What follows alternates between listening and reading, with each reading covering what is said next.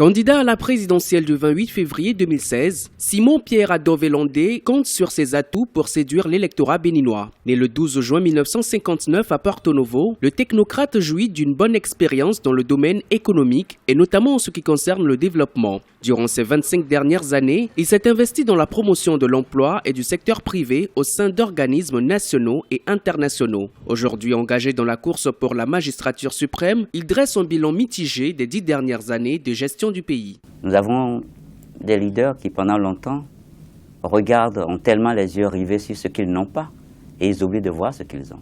Pendant plus de 25 ans, nous avons avec des amis regardé ce que nous avons et voir comment le valoriser pour donner du plus à notre pays.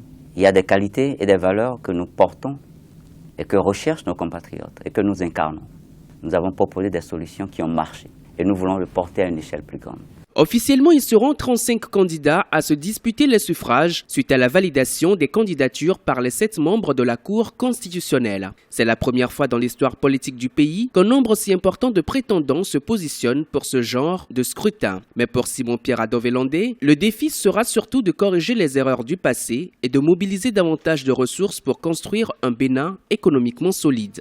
Il y a beaucoup d'espoir, beaucoup d'attentes, beaucoup de gâchis. Gâchis en termes de potentiel de ce qu'on aurait pu faire pendant ces 10 dernières années. Il y avait beaucoup d'intentions, mais la méthode a manqué.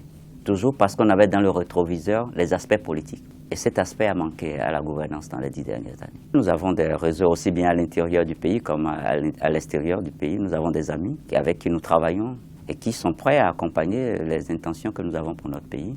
Selon le calendrier publié par la Commission électorale, la campagne s'ouvrira le 12 février 2016 pour s'achever le 26 février 2016. Samedi 6 février, le représentant spécial des Nations Unies en Afrique de l'Ouest a invité les acteurs impliqués dans le processus à la tolérance avant ce scrutin. Du vœu de toute la classe politique béninoise, de la société civile et des organismes internationaux, cette élection consacrera une nouvelle transition démocratique au Bénin.